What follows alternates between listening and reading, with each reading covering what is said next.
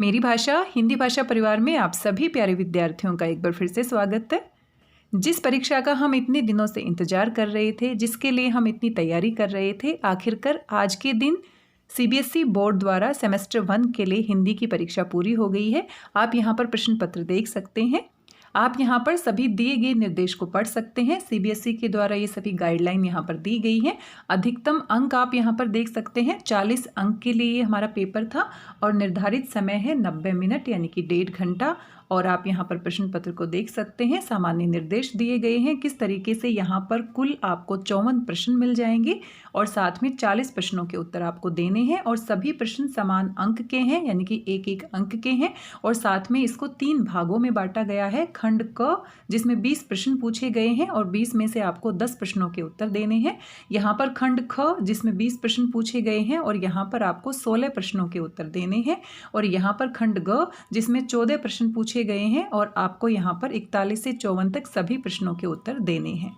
और आप यहाँ पर देख सकते हैं यहाँ पर कोई भी नेगेटिव मार्किंग नहीं है। ऋणात्मक यानी कि नेगेटिव अंकन नहीं होगा यानी कि नेगेटिव मार्किंग नहीं है। यहाँ से हमारा प्रश्न पत्र शुरू हो जाता है। आप यहाँ पर देख सकते हैं खंड क पहला ही खंड आप यहाँ पर देख सकते हैं।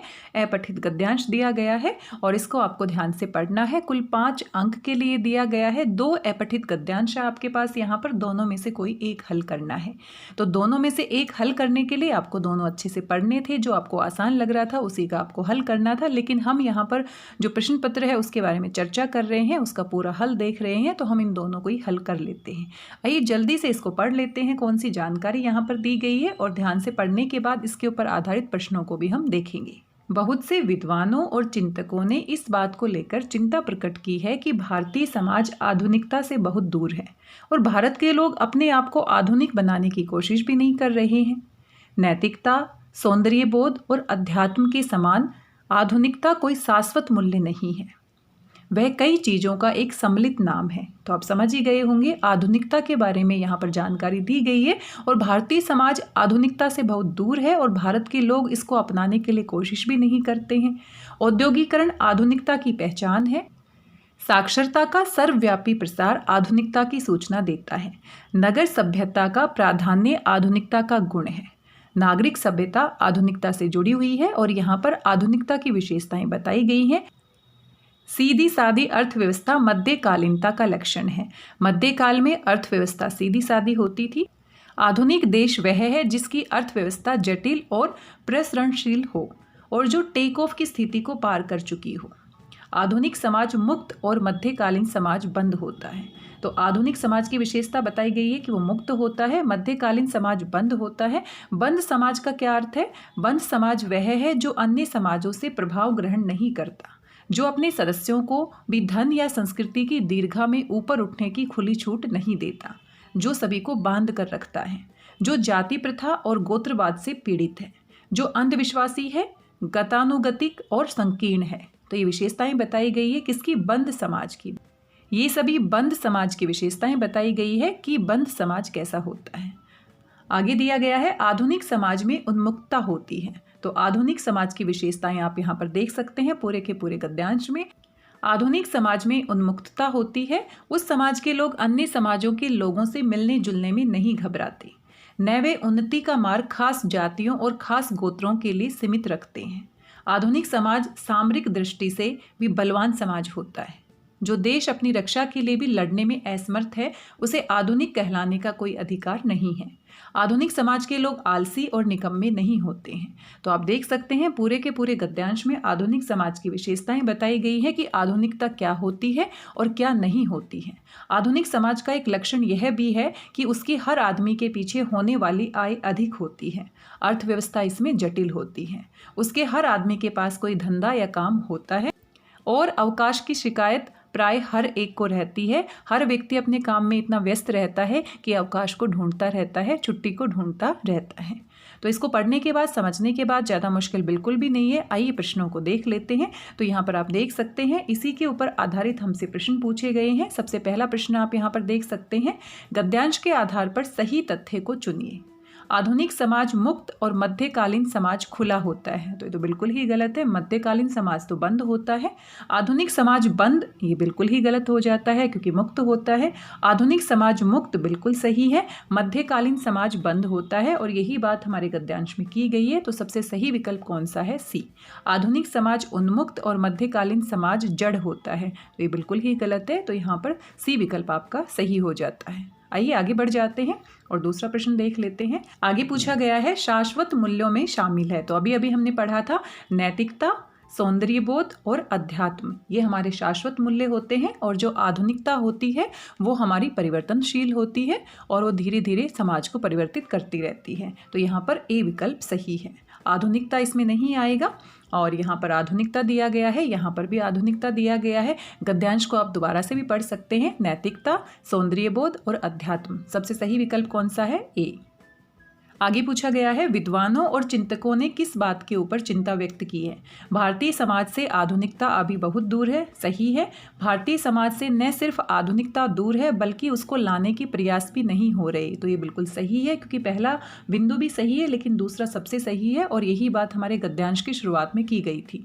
भारतीय समाज एक पारंपरिक समाज है जिसमें आधुनिकता अभी नहीं आ सकेगी, तो परंपरा की बात तो इसमें नहीं की गई है। वैसे तो भारतीय समाज से आधुनिकता दूर है, पर उसे जाने के प्रयास अवश्य हो रहे हैं, तो ये भी सही नहीं है। सबसे सही विकल्प कौन सा है? बी। आधुनिक समाज की विशिष्टताओं में शामिल है उन्मुक्तता, बिल्कुल सही है। सामरिक बल, बिल्कुल सही है। आलस्य तो बिल्कुल गलत है। तो यहाँ पर दो बातें शामिल है और दो बातें शामिल है, इसके आधार पर आपके यहाँ पर विकल्प बनाए गए हैं। तो हम देख लेते हैं, क और ख विकल्प हमारा सही है, जो कि डी विकल्प में आ जाता है। यहाँ पर क यानी उन्मुक्तता और ख यानी कि सामरिक बल सही बातें हैं, जो कि हमारे डी विकल्प में दी गई हैं। एक बंद समाज की विशेषताओं में किसे नहीं रखा जाएगा? तो बंद समाज की जो विशेषताएं हमारे गद्यांश में बताई गई है, तो कौन सी बात को हम नहीं रखेंगे? अन्य समाजों से प्रभाव ग्रहण नहीं करना, ये तो सही है। जाति प्रथा और गोत्रवाद से पीड़ित रहना, ये बात भी सही है। धन या संस्कृति के क्षेत्र में खुली छूट देना, ये किसकी विशेषता है? आधुनिक समाज की विशेषता है, और यही बात नहीं रखा जाएगा, तो नहीं पूछा है, तो सी विकल्प हमारा सबसे सही है। अंधविश्वासी, पिछड़ा और संकीर्ण होना, ये भी बंद समाज की विशेषता है, तो यहाँ पर सी विकल्प सबसे सही है। अगर परीक्षा में दोनों गद्यांश में एक आपको आसान लगता है तो आप पहले वाले को भी हल कर सकते थे और दूसरे वाले को भी हल कर सकते थे। आइए इसको भी हम जल्दी से पढ़ लेते हैं, क्योंकि हम पूरा ही प्रश्न पत्र हल करने वाले हैं।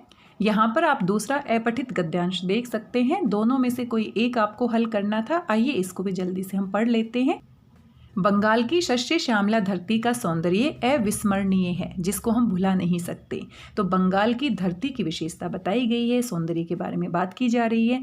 इसके मनोहर और उन्मुक्त सौंदर्य को प्रतिभाशाली रचनाकार अपने गीतों, निबंधों और कविताओं में बांधने की कोशिश करते रहे हैं। इतना अधिक सौंदर्य लोगों को आकर्षित करता है, और जो रचनाकार होते हैं वो गीत लिखते हैं इनके सौंदर्य के ऊपर, निबंध लिखते हैं, कविताएं लिखते हैं, लेकिन इसके मायावी और लोकोत्तर आकर्षण का रंच मात्र यानी कि बहुत ही कम मात्रा में वे रूपायित करने में सफल हो पाए हैं। पूरी तरह से इसके सौंदर्य को गीतों में, निबंधों में और कविताओं में नहीं बांधा जा सकता। अविभाजित बंगाल का सौंदर्य, और ये कौन से बंगाल की बात हम कर रहे हैं? अविभाजित, जब इसका विभाजन नहीं हुआ था। किसी भी संवेदनशील मस्तिष्क के भीतर हलचल पैदा कर सकता है। चांदी सी चमकती मीलों लंबी नहरों, नदियों के बीच पन्नों की तरह चमकते हरे भरे खेतों के चित्र संवेदनशील मन को अपूर्व आनंद से भर देते हैं। तो यहाँ पर नदियों की बात की गई है, नहरों की बात की गई है, और साथ में जो हरे भरे खेत हैं वो किसी भी व्यक्ति को आनंद से भर सकते हैं। हरे भरे खेतों में पके दानों की लहलहाती सुनहरी फसल, हवा में फुसफुसाते लंबे ताड़ के वृक्ष, और साल की पत्तियों की बहती हुई मंद मंद हवा, कंचनजंगा के उतुंग शिखर, और कंचनजंगा विश्व की तीसरी सबसे ऊंची चोटी है, उसके ऊंचे ऊंचे जो शिखर हैं, सुंदरवन के घने जंगल, दीघा के सुंदर रेतीले समुद्र तट, और उत्तर बंगाल के हरे भरे चाय के बागान आंखों में रचे बसे रहते हैं। प्राकृतिक छटाओं से भरी पूरी ये धरती युगों से महान लेखकों, कवियों और कलाकारों को प्रेरित करती रही है। इस अनोखे वरदान के केवल वही पात्र हैं जिन्हें इस धरती पर पैदा होने का सौभाग्य मिला है, वही इस अनुपम सौंदर्य को महसूस कर सकते हैं, देख सकते हैं। अथवा वे हैं जो अविभाजित बंगाल में रह चुके हैं। तो पूरी पंक्तियां पढ़ने के बाद आप समझ ही गए होंगे अविभाजित बंगाल के सौंदर्य का वर्णन यहाँ पर किया गया है। कितनी सुंदर प्राकृतिक छटा हम यहाँ पर देख सकते हैं। इन पंक्तियों को पढ़ने के बाद आप समझ ही गए होंगे अविभाजित बंगाल के सौंदर्य का वर्णन किया गया है। और ये जो सौंदर्य है इतना मायावी है, इतना लोकोत्तर है, इतना आकर्षक है, इतना अविस्मरणीय है, जिसको हम भुला नहीं सकते, जो हमारे मन में आनंद की लहर उत्पन्न कर देता है। आइए देखते हैं इन पंक्तियों से संबंधित कौन से प्रश्न आपसे पूछे गए हैं। प्रश्न संख्या 6 आप यहाँ पर देख सकते हैं। किसी संवेदनशील मन को अपूर्व आनंद से भर देते हैं। क्या क्या भर देते हैं? नदियाँ, नहर और हरे भरे खेतों के चित्र। अभी अभी हमने पढ़ा है, तो ए विकल्प हमारा सही हो जाता है। नदियों, समुद्रों और हीरे पन्ने के दृश्य, हीरे पन्ने के दृश्य की तो बात ही नहीं की गई है। चांदी की चमक और पन्नों की हरियाली, ये भी बिल्कुल गलत है, क्योंकि हमें गद्यांश के हिसाब से ही उत्तर देना है। फसलों और पेड़ों के मिले जुले दृश्य, तो सबसे सही विकल्प कौन सा है? ए। लेखक की दृष्टि में बंगाल की शस्य श्यामला धरती का सौंदर्य कैसा नहीं है? तो नहीं है पूछा है। अविस्मरणीय बिल्कुल सही है, मायावी बिल्कुल सही है, आकर्षक बिल्कुल सही है, असामान्य, तो डी विकल्प यहाँ पर क्या हो जाता है? सही। निम्नलिखित में से कौन सा युग्म गद्यांश के आधार पर सही है? तो गद्यांश अभी अभी हमने पढ़ा है, कौन सी सही बात है जोड़े के रूप में, उसको हमें उत्तर के रूप में यहाँ पर चुनना है। फसल घनी, ऐसा नहीं है। समुद्र तट रेतीले, ये बात बिल्कुल सही है और मुझे लगता है यही विकल्प हमारा सही है। कंचनजंगा मंद हवा, तो कंचनजंगा की ऊंची ऊंची चोटियों की बात की गई है। चाय बागान सुनहरे, चाय के बागान हरे भरे हैं, तो यहाँ पर बी विकल्प हमारा सबसे सही है। आगे बढ़ जाते हैं। बंगाल की भूमि के विषय में कथन और कारण की सत्यता परखिए। तो यहाँ पर एक बात कथन के रूप में दी गई है और एक उसका कारण बताया गया है, और उसके बाद आपको यहाँ पर 4 विकल्प दिए गए हैं। सबसे सही विकल्प का आपको चुनाव करना है। यह धरती युगों से महान लेखकों, कवियों और कलाकारों को प्रेरित करती रही है। तो ये कथन हमारा गद्यांश में दिया गया था, बिल्कुल सही है। इसका कारण भी दिया गया है, यह धरती युगों से प्राकृतिक छटाओं से भरपूर है। तो ये दोनों ही बातें सही हैं, और दोनों बातें सही हैं तो हम कह सकते हैं कथन और कारण दोनों असत्य हैं। बिल्कुल नहीं, कथन और कारण दोनों सत्य हैं, तो यानी कि यहाँ पर बी विकल्प हमारा सही हो जाता है। दोनों ही बातें बिल्कुल सही है। कथन सत्य पर कारण असत्य, ऐसा भी नहीं है। कथन असत्य पर कारण सत्य, ऐसा भी नहीं है। तो सबसे सही विकल्प हमारा कौन सा है? यहाँ पर बी विकल्प सबसे सही है। प्रश्न संख्या 10 आप यहाँ पर देख सकते हैं। इस गद्यांश का केंद्रीय विषय है, मूल भाव क्या है? बंगाल के जादू को बताना, अविभाजित बंगाल की धरती का सौंदर्य, ये बात बिल्कुल सही है, क्योंकि हम पूरे गद्यांश को पढ़ने के बाद कह सकते हैं अविभाजित बंगाल की धरती का सौंदर्य यहाँ पर बताया गया है। बंगाल में बिताए दिनों की याद, प्रकृति का मनुष्य के ऊपर पड़ने वाला प्रभाव, तो सबसे सही विकल्प कौन सा है? बी विकल्प सबसे सही है। ये हमारे कुल 2 अपठित गद्यांश दिए गए थे, दोनों में से किसी एक को आपको हल करना था। आगे बढ़ जाते हैं और आगे आपके अपठित काव्यांश दिए गए हैं, 2 यहाँ पर दिए गए हैं, दोनों में से कोई एक हल करना है, और ये भी हमारा 5 अंक के लिए दिया गया है। तो यहाँ पर कविता की पंक्तियाँ दी गई है, इनको आपको ध्यान से पढ़ना है, समझने की कोशिश करनी है और इनके आधार पर पूछे गए प्रश्नों के उत्तर देने हैं। चमड़े का रंग मनुष्य मनुष्यता को बांटे। चमड़े का रंग यानी कि हमारी त्वचा का रंग, तो रंग भेद नीति की बात यहाँ पर की गई है। रंग के आधार पर हम कितना भेदभाव करते हैं, कोई गोरा है उसको हम श्रेष्ठ मानते हैं, कोई काले रंग का है उसको हम श्रेष्ठ नहीं मानते हैं। तो चमड़े का रंग मनुष्य मनुष्यता को बांटे, ये है जघन्य अपमान प्रकृति का। प्रकृति ने सबको समान बनाया है। मानव का धरती पर घृणा जिए, मर जाए प्रीति प्यार, और मानव इस तरह घृणा भाव से अगर जिएगा तो प्रीति और प्यार पृथ्वी पर समाप्त हो जाएगा। ये धर्म मनुष्य का नहीं, और मनुष्य का धर्म ऐसा नहीं है, धर्म दानव का है। इस तरह से भेदभाव करना किसका धर्म है? दानव का। हाँ, प्रेम नाम ही है रे जिसका महाकाव्य, यदि वही नहीं तो जीवन का क्या अर्थ यहाँ। अगर प्रेम महाकाव्य है जीवन का, अगर वही समाप्त हो जाता है तो जीवन का कोई अर्थ नहीं रह जाता है। यदि वही नहीं तो सृष्टि सभ्यता जड़ मृत है। कौन नहीं है? प्रेम तत्व। अगर प्रेम नहीं होगा तो सृष्टि और सभ्यता जड़ हो जाएगी, मृत हो जाएगी। यदि वही नहीं तो ज्ञान सकल है व्यर्थ यहाँ। किसी भी प्रकार के ज्ञान का कोई महत्व नहीं है अगर प्रेम नहीं है। गर्व तुम्हें जो अपनी उज्जवल सफेदी पर, अपनी गोरे रंग पर, उज्जवल सफेदी पर अगर गर्व है वह मिथ्या है, बिल्कुल झूठा है, छल है, घमंड है चेहरे का। रंगों का राजा तो है रंग भीतर वाला। बाहर का रंग कोई महत्व नहीं रखता, आप कितने गोरे हैं, आप कितने उज्जवल हैं, आपकी चमड़ी कितनी गोरी है, बल्कि जो भीतर का रंग है, आपका जो स्वभाव है, जो व्यक्तित्व है, उसका रंग सुंदर होना चाहिए, गोरा होना चाहिए। बाहरी रंग तो द्वारपाल है पहरे का, रंगों का राजा तो है रंग भीतर वाला। तो भीतर वाले रंग का महत्व है, बाहर हमारी त्वचा कितनी गोरी है उसका कोई महत्व नहीं है। बाहरी रंग तो द्वारपाल है पहरे का, ये तो हमारा द्वारपाल है। जिस तरह द्वारपाल रहता है और अंदर महल होता है, तो महल का महत्व होता है, द्वारपाल का इतना महत्व नहीं है। दुनिया ऐसी तस्वीर की जिसके खाके में आधी गोराई तो आधी कजलाई है, और इस दुनिया में आधे गोरे लोग हैं, आधे काले लोग हैं। पाँवों के नीचे यदि गोर वर्ण वसुदा, तो सिर पर श्याम गगन की छाया छाई है। तो यहाँ पर गोरे रंग की तुलना किसके समान कर दी है? वसुदा यानी पृथ्वी के समान। और काले रंग की तुलना किसके समान कर दी है? श्याम गगन यानी कि आसमान के समान। अगर पैरों पर जमीन है, उजली जमीन है, तो सर के ऊपर श्याम गगन भी आवश्यक है। तो गोरा और काला, इसमें हमें भेद नहीं करना है, जब प्रकृति ने हमारे साथ कोई भेद नहीं किया है। तो काव्यांश के माध्यम से कितनी अच्छी बातें हमें पढ़ने को मिली है। आसान पंक्तियां दी गई है, ज़्यादा मुश्किल नहीं कह सकते। एक बार ध्यान से पढ़ेंगे, अगर दोबारा पढ़ते हैं तो अच्छे से स्पष्ट हो जाती हैं। आइए प्रश्नों को देख लेते हैं।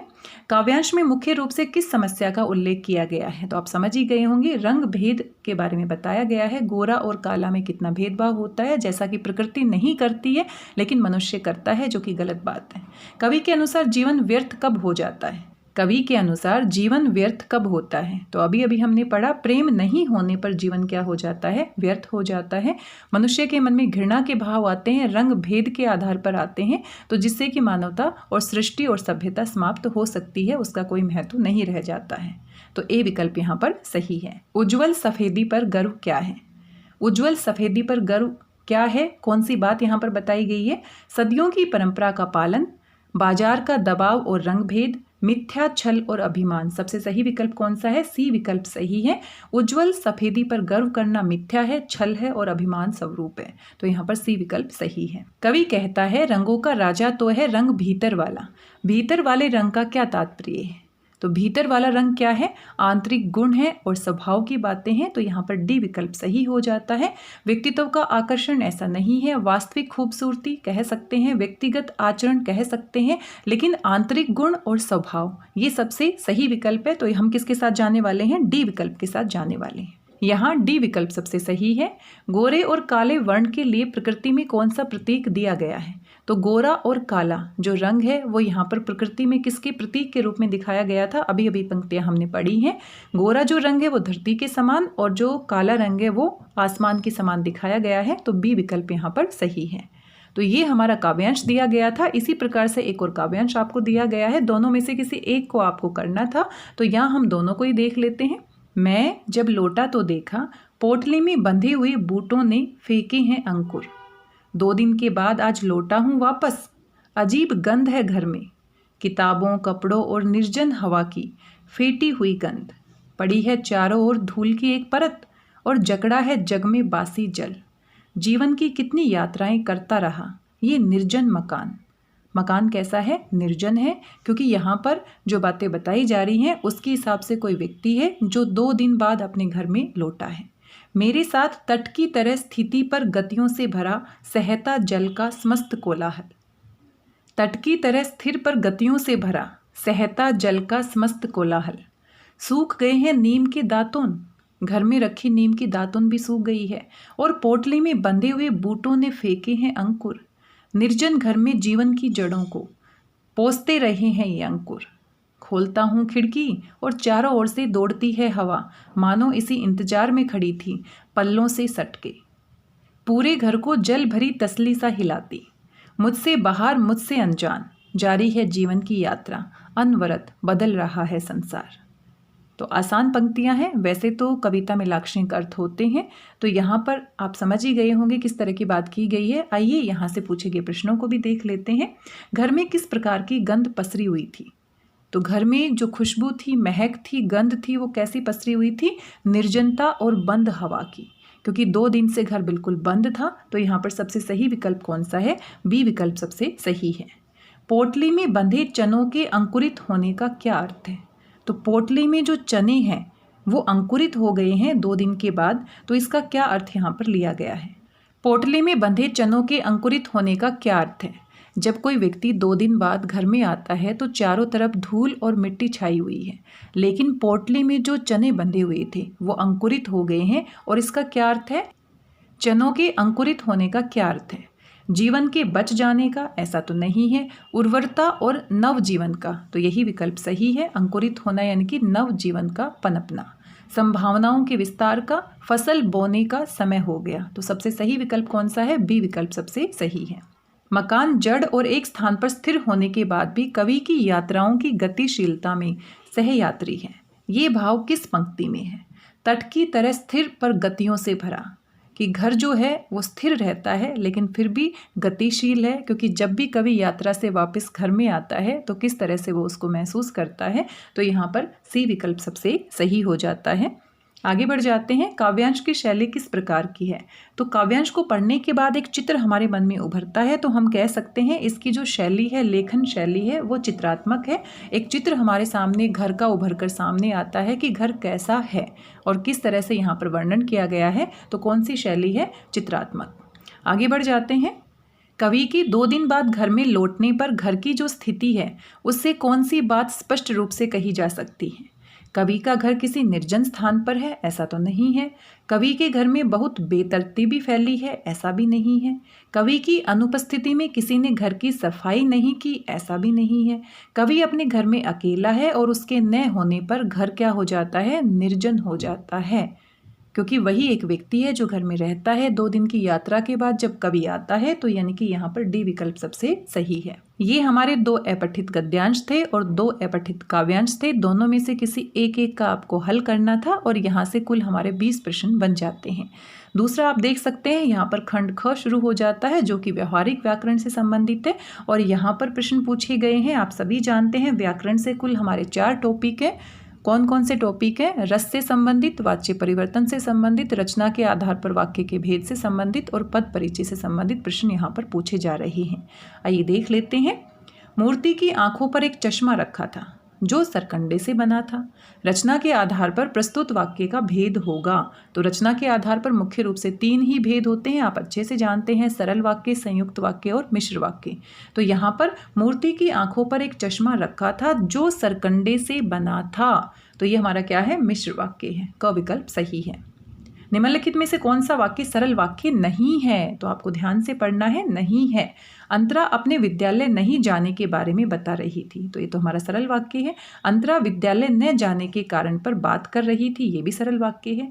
अंतरा विद्यालय नहीं गई पर, अब पर यहाँ पर क्या है? समुच्चय बोधक शब्द है। क्यों? ये पता नहीं।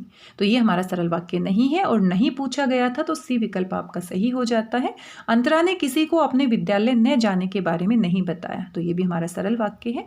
जब बाल गोविंद भगत खेतों में रोपाई कर रहे थे, इसको रेखांकित किया गया है, तब लोग उन्हें कनखियों से देख रहे थे। यहाँ रेखांकित आश्रित उपवाक्य का भेद आपको बताना है। तो यहाँ पर देख रहे थे और रोपाई कर रहे थे, यानी क्रिया की विशेषता बताई गई है। तो यहाँ पर बी विकल्प आपका क्या है? सही है। क्रिया विशेषण आश्रित उपवाक्य। उन्होंने विश्व भर में प्रसिद्ध हिंदी अंग्रेजी शब्दकोश तैयार किया। प्रस्तुत वाक्य का रूपांतरित संयुक्त वाक्य होगा। तो ये हमारा जो वाक्य दिया गया है इसका आपको संयुक्त वाक्य बनाना है और यहाँ पर 4 विकल्प दिए गए हैं। उन्होंने हिंदी अंग्रेजी शब्दकोश तैयार किया जो विश्व भर में प्रसिद्ध था। तो ये तो हमारा मिश्र वाक्य हो जाता है, यानी कि ये विकल्प बिल्कुल ही गलत है। उन्होंने जो हिंदी अंग्रेजी शब्दकोश तैयार किया वह विश्व भर में प्रसिद्ध हो गया। उन्होंने जो हिंदी अंग्रेजी शब्दकोश तैयार किया वह विश्व भर में प्रसिद्ध हो गया। तो इसको भी घुमा फिरा कर लिखा गया है जो कि सहायता से जुड़ा है। तो ये भी हमारा यहाँ पर संयुक्त वाक्य नहीं है। जो विश्व भर में प्रसिद्ध है उस हिंदी अंग्रेजी शब्दकोश को उन्होंने तैयार किया। तो ये भी हमारा यहाँ पर संयुक्त वाक्य नहीं है। तीनों विकल्प गलत है। चौथा विकल्प भी पढ़ लेते हैं। उन्होंने हिंदी अंग्रेजी शब्दकोश तैयार किया और की सहायता से जुड़ा है, वह विश्व भर में प्रसिद्ध हुआ। तो यहाँ पर 2 स्वतंत्र हमारे उपवाक्य हैं। तो ये सबसे सही विकल्प है। डी विकल्प आपका क्या है? संयुक्त वाक्य। आगे बढ़ जाते हैं। यहाँ पर आप देख सकते हैं निम्नलिखित में मिश्र वाक्य का उदाहरण है। उसने परिश्रम किया और की सहायता से जुड़ा है, उसे सफलता भी मिली, तो ये हमारा संयुक्त वाक्य है। लेकिन पूछा मिश्र वाक्य है तो ये विकल्प हमारा गलत हो जाता है। परिश्रम करने से सफलता अवश्य मिलती है, तो ये हमारा सरल वाक्य है। लेकिन हमसे पूछा है मिश्र वाक्य, जिसने भी परिश्रम किया वह अवश्य सफल होगा, तो ये हमारा क्या है, मिश्र वाक्य है। परिश्रम करने और सफल होने में सीधा संबंध है, तो ये भी हमारा मिश्र वाक्य नहीं है। आगे आप वाच्य परिवर्तन से संबंधित प्रश्न देख सकते हैं। यहाँ पर आप वाच्य परिवर्तन से संबंधित प्रश्न देख सकते हैं। प्रश्न संख्या 26, अध्यापक द्वारा कक्षा का जायजा लिया गया। अध्यापक द्वारा लगा है, तो यानी कि कर्तृवाच्य तो नहीं है, कर्मवाच्य है या भाववाच्य है।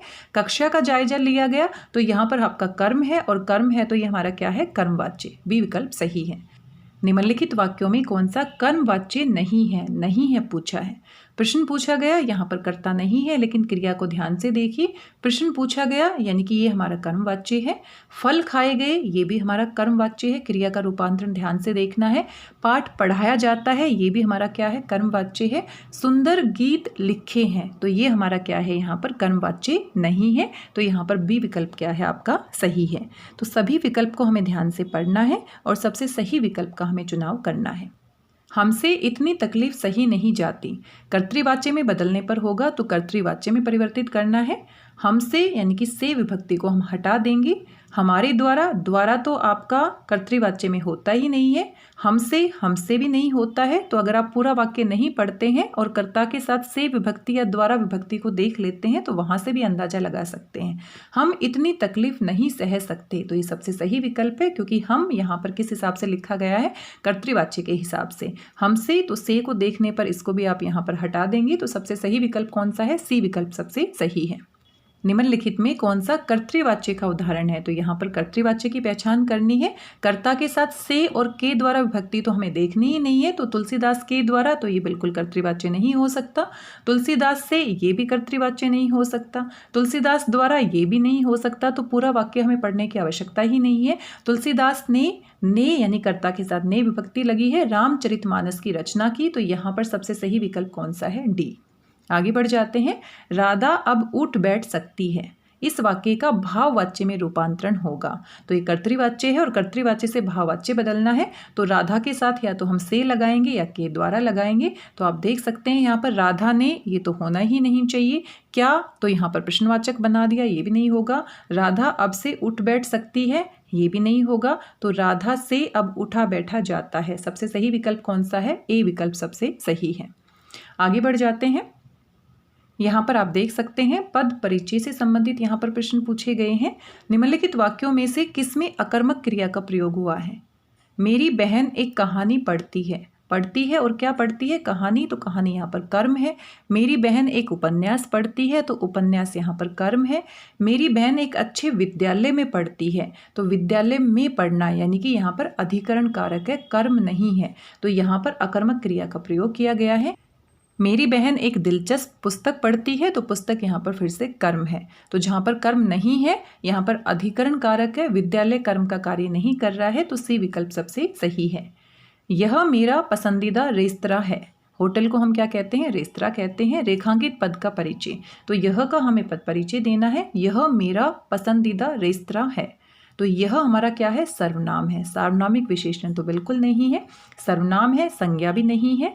सर्वनाम तो दो विकल्प के ऊपर हम काम करेंगे, और यह मेरा तो निश्चित है, तो निश्चयवाचक सर्वनाम है, और रेस्तरां है तो पुल्लिंग है, और एक की बात हो रही है तो एक वचन है, तो सबसे सही विकल्प कौन सा है, बी विकल्प सबसे सही है।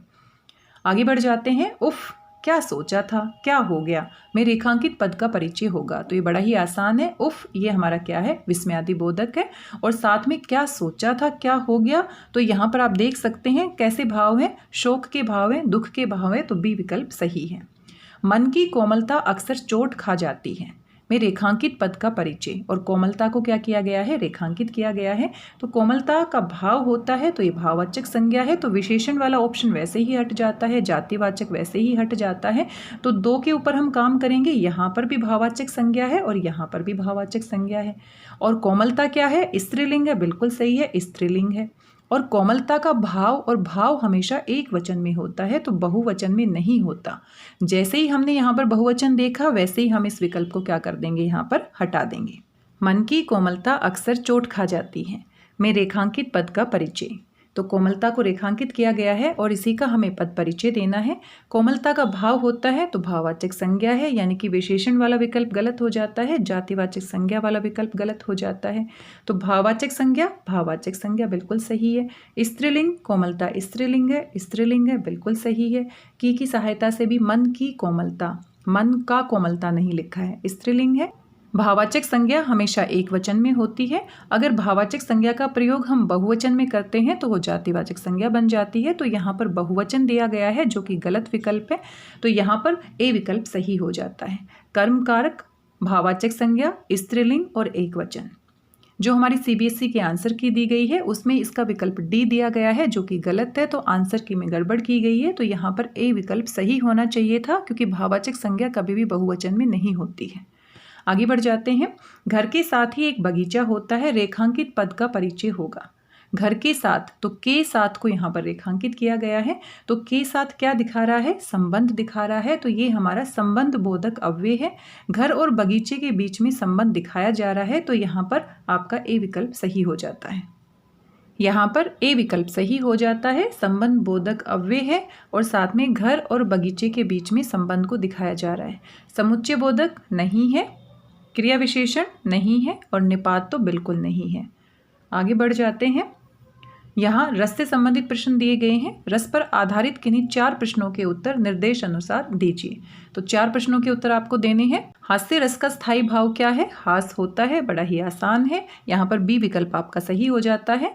मन रे तन कागद का पुतला, लागे बूंद बिनसी जाए छिन में, गर्भ करे क्या इतना, इन पंक्तियों में कौन सा रस है। तो यहाँ पर शांत रस है और बहुत ही महत्वपूर्ण उदाहरण है, बार बार ये पूछा भी जाता है। क्रोध किस रस का स्थायी भाव है, बड़ा ही आसान सा है। रौद्र रस का स्थायी भाव क्या होता है, क्रोध होता है। और यहाँ पर आपको 4 उदाहरण दिए गए हैं और कौन सा श्रृंगार रस का उदाहरण है आपको पहचान करनी है। सूख गया रस श्याम गगन का, एक घूंट विष जग का पीकर, ऊपर ही ऊपर जल जाते सृष्टि ताप से पावस सीकर। तो ये तो हमारा श्रृंगार रस का उदाहरण नहीं है। सच मान प्रेम की दुनिया में मौत नहीं, विश्राम नहीं, सूरज जो डूबे इधर कभी तो जाकर उधर निकलते थे। तो ये भी हमारा श्रृंगार रस का उदाहरण नहीं है।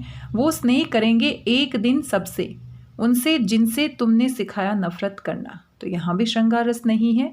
और तब से नाम मैंने है लिखा ऐसे कि सचमुच सिंधु की लहरें ने उसको पाएंगी। फूल में सौरभ तुम्हारा नाम मेरे गीत में है, तुम्हारा नाम मेरे गीत में है। तो ये जो पंक्तियां हैं डी विकल्प में, ये हमारी किसकी हैं, श्रृंगार रस से संबंधित है। तो यहाँ पर डी विकल्प सबसे सही दिया गया है। इन सभी विकल्पों को ध्यान से पढ़ने से आप समझ जाएंगे। चौथा विकल्प जो है वो श्रृंगार रस का उदाहरण है, बाकी विकल्प में श्रृंगार रस नहीं है। आगे बढ़ जाते हैं। रस निष्पत्ति के लिए किन किन की आवश्यकता होती है। रस निष्पत्ति के लिए किन किन की आवश्यकता होती है। भरत मुनि को रस संप्रदाय का प्रणेता मुनि कहा जाता है और उन्होंने अपने नाट्य शास्त्र में एक पंक्ति लिखी है। उन्होंने कहा है, विभाव अनुभाव व्यभिचारी संयोग आदरस निष्पत्ति। तो विभाव, अनुभाव और व्यभिचारी, व्यभिचारी होता है संचारी भाव। विभाव, अनुभाव, व्यभिचारी, व्यभिचारी होता है संचारी भाव। संचारी भाव को ही हम क्या कहते हैं, व्यभिचारी भाव भी कहते हैं। इन तीनों के संयोग होने से स्थायी भाव रस में परिणत हो जाता है। तो यहाँ पर विभाव, अनुभाव और संचारी भाव, इन तीनों की आवश्यकता होती है। तीनों के साथ मिलकर जो हमारा स्थायी भाव होता है वो रस की निष्पत्ति करता है। तो यहाँ पर सबसे सही विकल्प कौन सा है, ए विकल्प सबसे सही है। आगे बढ़ जाते हैं और यहाँ पर खंड ग आप देख सकते हैं जो कि हमारी पाठ्य पुस्तक से संबंधित है। आगे हमारी पाठ्य पुस्तक के ऊपर आधारित प्रश्न पूछे गए हैं। यहाँ पर पठित गद्यांश आप देख सकते हैं जो कि बाल गोविंद भगत से संबंधित है और इस पाठ को हम पहले ही पढ़ चुके हैं। अलग अलग महीने में बाल गोविंद भगत किस तरह की क्रियाएं करते थे, जैसे कि फागुन का महीना आप देख सकते हैं। आगे आप देख सकते हैं माघ के महीने में क्या क्या होता था। पाठ को हम अच्छे से पढ़ चुके हैं, समझ चुके हैं, तो इस गद्यांश को हम दोबारा से नहीं पढ़ेंगे। यहाँ पर आप देख सकते हैं अलग अलग महीने में बाल गोविंद भगत किस तरह की क्रियाएं करते थे। फागुन का महीना आप देख सकते हैं, माघ के बारे में बात की गई है, कार्तिक के बारे में बात की गई है। तो यहाँ पर सारी बातें हम पहले ही पढ़ चुके हैं, आप इसको दोबारा से पढ़ लीजिएगा। आइए सीधा प्रश्नों को देख लेते हैं। प्रस्तुत गद्यांश में किस माह का उल्लेख नहीं हुआ है? तो कौन से महीने की बात नहीं हुई है? कार्तिक के महीने की बात हुई है, माघ की बात हुई है, फागुन की बात हुई है। तो यानी कि कौन सा विकल्प यहाँ पर सही हो जाता है? ए विकल्प सही हो जाता है। आश्विन महीने की बात यहाँ पर नहीं की गई है, यहाँ पर ए विकल्प सही हो जाता है। आश्विन महीने की बात नहीं की गई है। बाकी गद्यांश में कार्तिक के बारे में, फागुन के बारे में, माघ के बारे में बात की गई है। बाल गोविंद भगत गाते गाते मस्त हो जाते, सुरूर में आते, उत्तेजित हो उठते से आप क्या समझते हैं? तो ये जो क्रियाएं करते थे उससे हमें क्या लगता है? जाड़े के कारण कांपने लगना, बिल्कुल नहीं। संगीत के आनंद में डूब नहीं पाना, बिल्कुल नहीं। साहब की प्रसन्नता के लिए गाना, बिल्कुल नहीं। गाने की धुन में खुद की सुध बुध खो देना। तो सबसे सही विकल्प कौन सा है? डी विकल्प यहाँ पर सबसे सही है। भगत के विषय में इनमें से कौन सी बात ठीक नहीं है? वे सवेरे ही जागकर गांव से 2 मील दूर नदी स्नान के लिए जाते थे, ये बात भी सही है। गांव के बाहर पोखर के ऊंचे भिंडे पर बैठ कबीर के पद गाते थे, ये बात भी सही है। बहुत अधिक सर्दी में उनकी अंगुलियां खंजड़ी पर चल नहीं पाती थी, ये बात तो गलत है। तो नहीं पूछा है, तो यहाँ पर सी विकल्प आपका सही हो जाता है। भगत पूर्व की ओर मुंह किए काली कमली ओढ़ कर बैठते थे, ये बात भी सही है। तो सबसे सही विकल्प कौन सा है? सी। लेखक ने अपनी दिनचर्या के बारे में अलग से रेखांकित करने वाली कौन सी बात बताई है? तो लेखक की बात हो रही है, ना कि भगत की बात हो रही है। वे रोज सुबह जल्दी उठ जाते थे, बाल गोविंद भगत उठते थे, ना कि लेखक। वे शुरू से ही देर तक सोने वाले व्यक्ति हैं, तो ये बात पाठ में लेखक ने अपने बारे में बताई है। बी विकल्प सबसे सही है। आमतौर पर वे जल्दी उठ जाने वाले व्यक्ति है, नहीं। जाड़े के मौसम में वे देर तक सोते हैं, बिल्कुल सही है। तो यहाँ पर अक्सर वो क्या करते हैं, ज्यादातर वो क्या करते हैं, शुरू से ही देर तक सोने वाले व्यक्ति हैं। तो 44 का बी विकल्प सबसे सही है। पूर्व में लोही लग गई थी, वाक्य का अर्थ है, तो लोही लगना क्या होता है? लालिमा छाना। सूर्य निकलने से पहले आसमान में जो लालिमा होती है उसको लोही लगना कहते हैं, ये पाठ में हमने पढ़ा भी था। तो यहाँ पर सबसे सही विकल्प कौन सा है? डी विकल्प सबसे सही है। पूर्व में सूर्य निकलने से पहले जो लालिमा होती थी उसको हम लोही लगना कहते हैं। आगे बढ़ जाते हैं। हालदार साहब ने कैप्टन द्वारा नेताजी की मूर्ति पर चश्मा लगाने के जो अनुमान लगाए उनमें से कौन सा सही नहीं है? नहीं पूछा गया है, तो ध्यान से हमें पढ़ना है। उसे नेताजी की बगैर चश्मे वाली मूर्ति बुरी लगती है, ये बात सही है। नहीं पूछा है। उसे अपने चश्मे का विज्ञापन करने के लिए मूर्ति उपयुक्त लगती होगी, तो विज्ञापन वाली बात तो बिल्कुल नहीं थी, तो यही विकल्प सही हो जाता है। उसे नेताजी की बिना चश्मे वाली मूर्ति आहत करती है, ये बात भी सही है। उसे लगता है कि नेताजी को बिना चश्मे के असुविधा हो रही है, ये बात भी बिल्कुल सही है।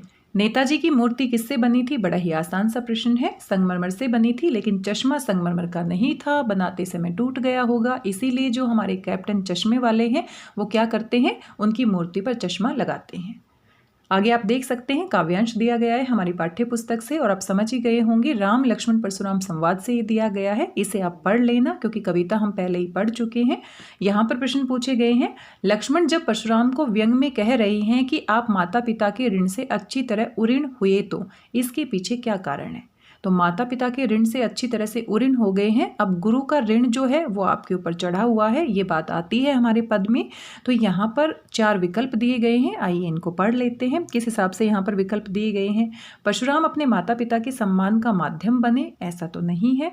परशुराम ने अपने माता पिता को सुख समृद्धि और ऐश्वर्य प्रदान किया, ऐसा भी नहीं है। परशुराम अपने माता पिता की मृत्यु का कारण बनते हैं, बिल्कुल सही है, क्योंकि उन्हीं की वजह से उनके माता पिता की मृत्यु होती है। परशुराम अपने माता पिता के लिए अपयश लाने वाले बने, ऐसा तो नहीं है। तो यहाँ पर सबसे सही विकल्प कौन सा है? सी विकल्प सबसे सही है। लक्ष्मण के कड़वे वचनों को सुन परशुराम ने कौन सी प्रतिक्रिया की? लक्ष्मण के कड़वे वचनों को सुनकर परशुराम ने क्या किया? अपने परशु को संभालकर आगे बढ़े, अपने स्थान पर अवाक खड़े रहे, ऐसा तो नहीं है।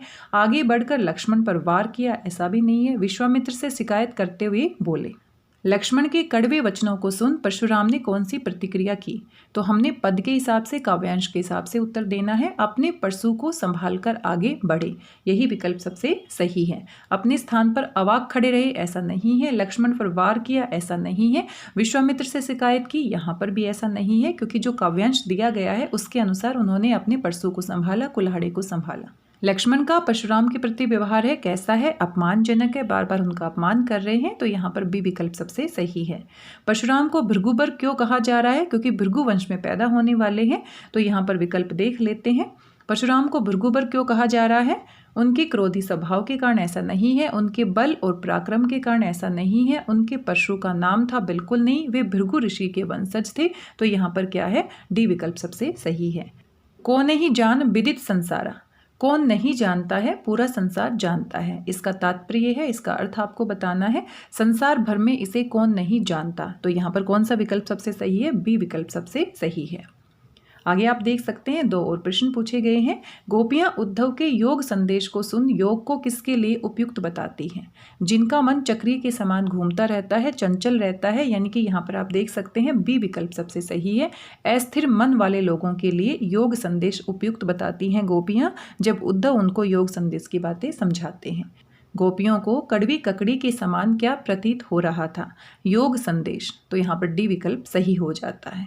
ये कुल हमारे 54 प्रश्न दिए गए थे, जिनमें से कुल आपको 40 प्रश्नों के उत्तर देने थे, और अगर सभी प्रश्नों के उत्तर आप सही देते तो आपको कुल 40 अंक मिल जाते। तो ये हमारा सीबीएसई बोर्ड का सेमेस्टर 1 का 10वीं कक्षा के लिए हिंदी कोर्स ए का प्रश्न पत्र था, जिसके बारे में हमने विस्तार से चर्चा की है। और यहाँ पर जो हमारी आंसर की है उसको भी आप देख सकते हैं, सीबीएसई बोर्ड के द्वारा इस आंसर की को जारी किया गया है।